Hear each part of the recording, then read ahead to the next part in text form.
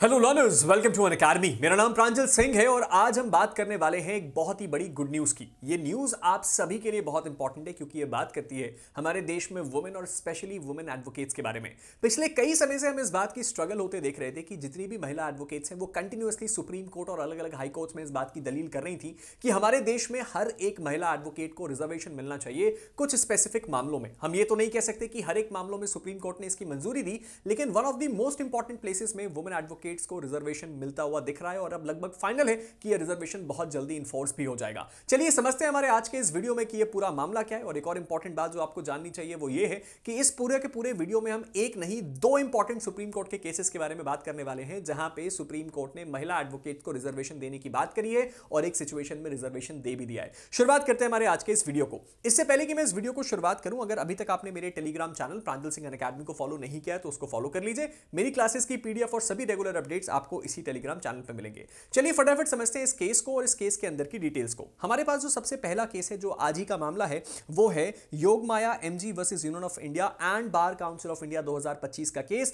जिसमें हमारे देश के चीफ जस्टिस और एक और जज साहब की बेंच ने इस पूरे मामले की सुनवाई करी। इस केस में हुआ क्या समझते हैं। यह केस बड़ा इंटरेस्टिंग है। इस केस के अंदर एक पिटीशन फाइल करी जाती है सुप्रीम कोर्ट में और यह बोला जाता है कि मैंडेटरी रिजर्वेशन दिया जाए 1/3 सीट के लिए हमारे देश की सभी वुमेन्स को स्टेट बार काउंसिल के इलेक्शंस में और एटलीस्ट एक ऑफिस बेयरर का पद मिले। यानी कि पिटीशन में यह बोला गया कि जो भी स्टेट बार काउंसिल का इलेक्शन हो रहा है इसमें जितने भी मेंबर और ऑफिस बेयरर होते हैं ओवरऑल सीट में 1/3 हिस्सा तो महिलाओं के लिए होना ही चाहिए। साथ ही साथ एटलीस्ट एक ऑफिस बेयरर का जो पद है, चाहे वो ट्रेजरर हो या कोई भी और पद हो, वो मिलना चाहिए स्पेशली किसी महिला के लिए। अब इस सिचुएशन में ये जो पिटीशन है ये सुप्रीम कोर्ट के ही एक फैसले के ऊपर रिलाई करी गई थी जो कि आया था मई 2, 2024 में, जहां पे सुप्रीम कोर्ट ने अपने एक आदेश में बोला था कि सुप्रीम कोर्ट बार एसोसिएशन यानी कि सुप्रीम कोर्ट का जो बार एसोसिएशन है उनको जो 1/3 सीट्स हैं एग्जीक्यूटिव कमिटी में उसमें महिलाओं को 1/3 रिजर्वेशन देना है। यानी कि ओवरऑल सीट्स में 1/3 reservation supreme court bar association में महिलाओं को मिलेगा।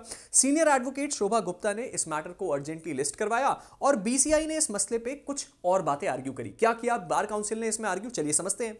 बार काउंसिल ने बोला कि ये जो रिजर्वेशन इंप्लीमेंट अगर हम करने की कोशिश करेंगे तो इससे हमें एडवोकेट्स एक्ट में अमेंडमेंट करने पड़ेंगे। स्टेट बार काउंसिल इलेक्शन जो है वो ऑलरेडी नोटिफाई हो चुके हैं और बहुत सारे स्टेट्स में state bar council election complete भी होने वाले हैं। ऐसा इस सिचुएशन में अगर हम कभी भी ये करें तो हम ये बात को इंश्योर नहीं कर पाएंगे कि जो वुमेन हैं, जो वुमेन एडवोकेट्स हैं, वो इसमें कंटेस्ट करेंगी भी कि या नहीं, या कहीं ऐसा तो नहीं है कि वुमेन का नंबर कम पड़ जाए।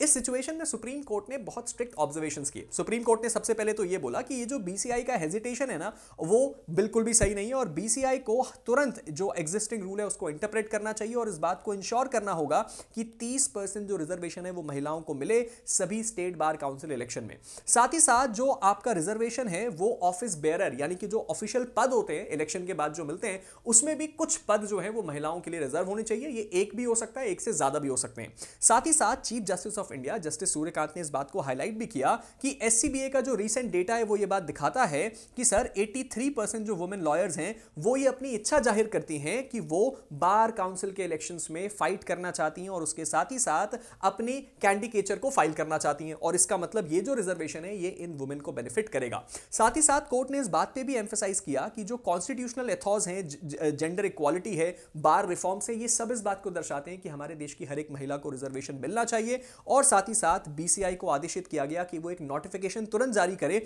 और इसकी फर्दर डिटेल्स दिसंबर 8, 2025 को क्लैरिफाई करी जाएंगी, उसके बारे में डिस्कस किया जाएगा। अब जरा ये समझ लेते हैं कि कोर्ट ने इस मसले पे रूलिंग क्या दी। ये तो कोर्ट के ऑब्जर्वेशंस थे।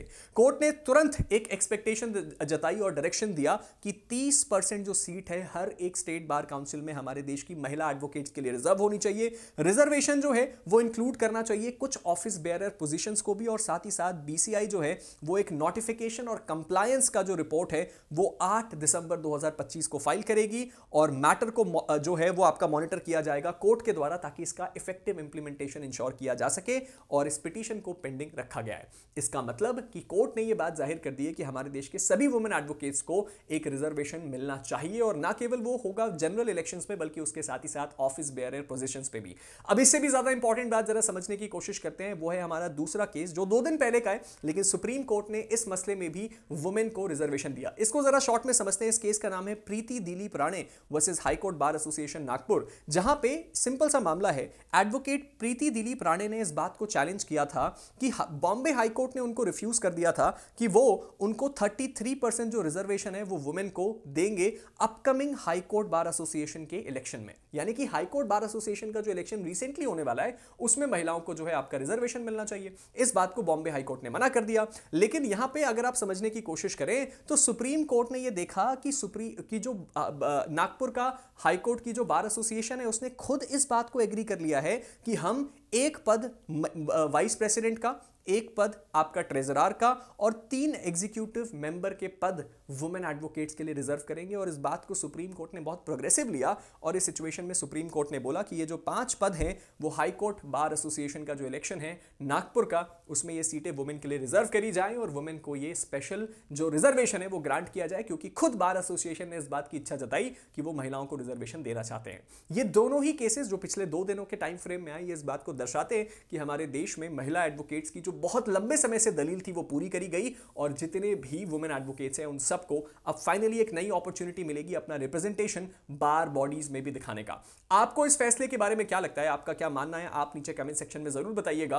और उसके साथ ही साथ अगर आप मुझसे डायरेक्टली बात करना चाहते हैं, अपने किसी कंफ्यूजन को दूर करना चाहते हैं, तो आप मेरे टेलीग्राम चैनल प्रांजल सिंह अनअकैडमी को फॉलो कर सकते हैं, जहां पे आपको मुझसे जुड़े हुए सारे अपडेट्स, मेरी क्लासेस की पीडीएफ और हर एक इंफॉर्मेशन मिल जाएगी। साथ ही साथ इस वक्त मैं आपको बता दूं, अगर आप एक ऐसे लर्नर हैं जो किसी भी जुडिशियल सर्विस एग्जामिनेशन की तैयारी कर रहे हैं या कोई एपीओ एग्जाम या फिर कोई और एग्जाम, तो इस वक्त आप मेरे साथ जुड़ सकते हैं हमारे इस पर्टिकुलर अनअकैडमी प्लेटफॉर्म में, क्योंकि इस वक्त अनअकैडमी आपको ऑफर कर रहा है एक बहुत ही इफेक्टिव प्राइस हमारे सभी सब्सक्रिप्शंस में, जो है 18,999। और इसके लिए आपको मेरे कोड पीएस का इस्तेमाल करना है और हमारे सब्सक्रिप्शन को ज्वाइन करना है। और अगर आप में से किसी ने अभी तक ऊना को भी ज्वाइन नहीं किया तो ऊना को भी जरूर ट्राई कीजिए। आप जैसे सभी लर्नर्स के लिए बनाया गया एक एप्लीकेशन जो आपकी प्रिपरेशन को बहुत आसान बनाता है। लंबी क्लासेस को छोटा करना, नोट्स बनाना, इंटरव्यू के क्वेश्चंस पूछना, ये हर एक काम ऊना आपके लिए इफेक्टिवली करता है। मिलते हैं आप सभी के साथ एक नई वीडियो में, तब तक के लिए guys stay motivated and keep learning. Thank you.